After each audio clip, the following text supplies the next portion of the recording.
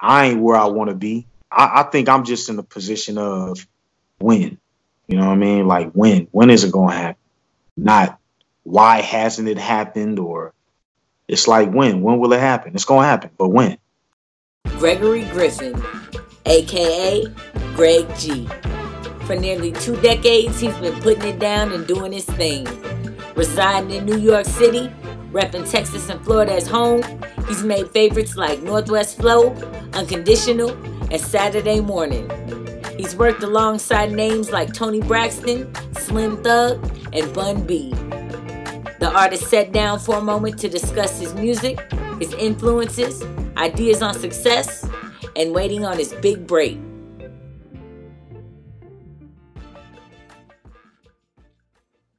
Tell me about your musical journey. Why did you choose to be a musician? Whew. I feel like the musical journey chose me.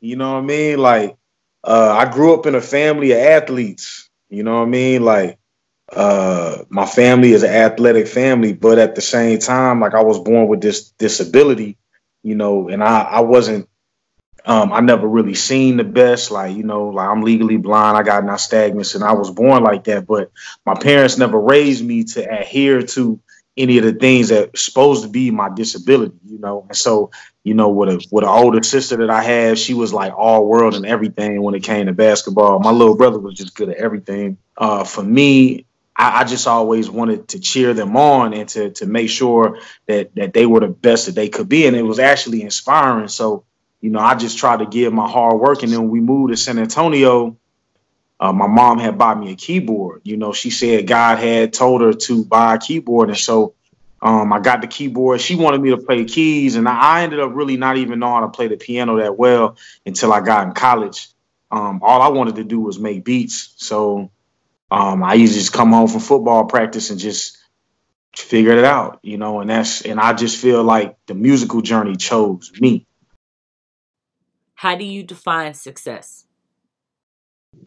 Man, I'm gonna give you an honest answer. Like everybody will want to like tell you like all these things, but that's why I feel like I'm successful in a world sense because like I'm a black man, I'm an assistant director of an after school program, I'm a father. I graduated college. I done toured. I done been on the radio, magazine, TV, all that stuff. But success for myself, Nadia, honestly, man, first and foremost, success will look like whenever I'm ready to create something and I want to create something, I have all the resources that I need. Like today, if I wanted to get in the studio with an orchestra, I can make that call in about an hour. We put that thing together and I got a whole orchestra at my hands. If I wanted to create a movie, I can call a production company and get all the cameras up and we going out shooting today. If I wanted to get in with a choir, I can call all these people and make it happen. And it will happen. Everybody will be well paid and it will happen at a high quality ratage to where people will be able to move around. That's first and foremost. Then being able to travel as I please.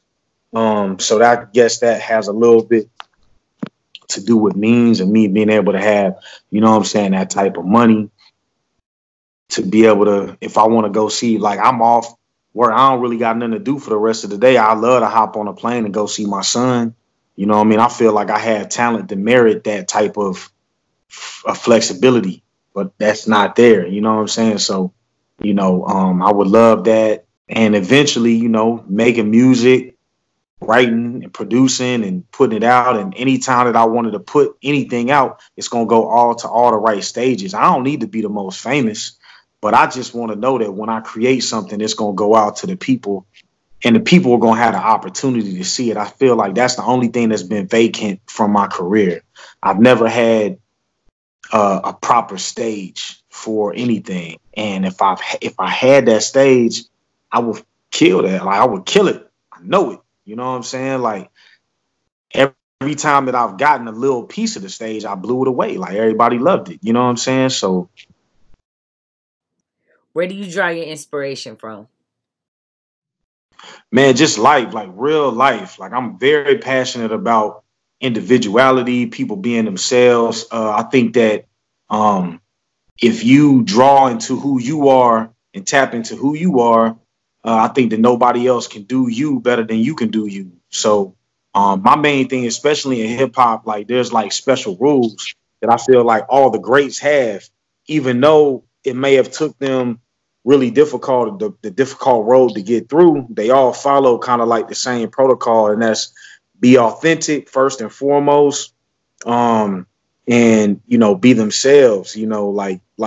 Like those things are like really, really important. So to me, I always try to like be myself and draw from my real life experiences, because I know that nobody else can talk about it the way I can talk about it. I might look at my life or people that are close to me, around me, you know what I mean, and write about that.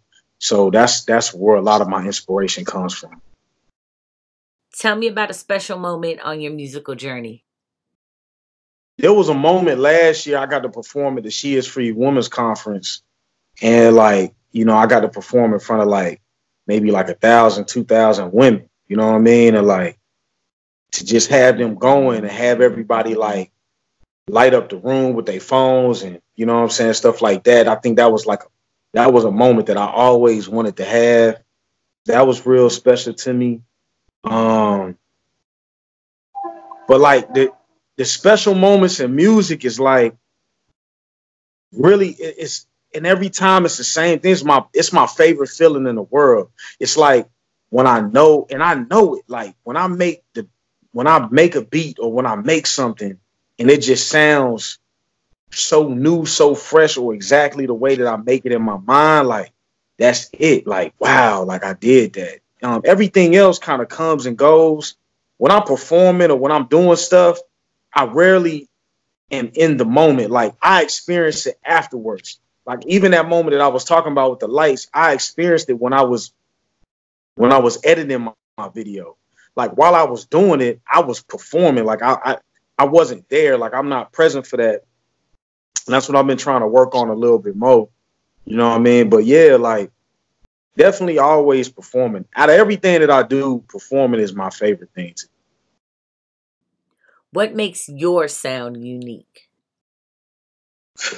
Man, my homeboy Ray C, I feel like I'm always give him a credit of coining like what it sounds like. Like he said, it's champion sound. Like you make champion music.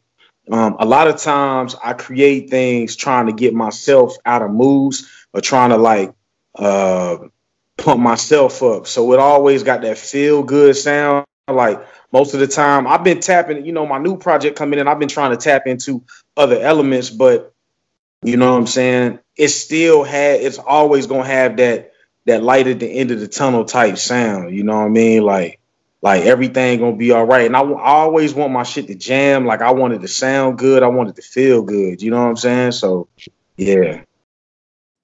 What's the message in your music?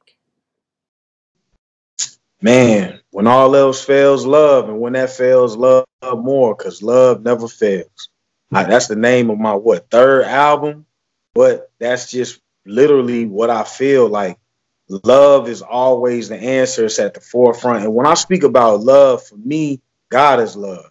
You know what I mean? And it shows up in everything. That it's the opposite of fear. Like I don't like fearing things. I like if I fear something, I face it head forward. Like I don't like to be afraid of nothing. I like to be able to, because I feel like that's taking the power away from me. And I like to have power. And to me, love is power. So centrally, that's what I want my theme to be. It's like love, like all aspects of love. What do you love? What's draining your love? What's taking you away from love? Like, you know what I mean? What may be unhealthy love? How you transitioning from love to try to get to healthy love? Like it's all these different like ways that, you know what I mean, that I try to think about, but definitely like love is a central theme when it comes to my music, for sure.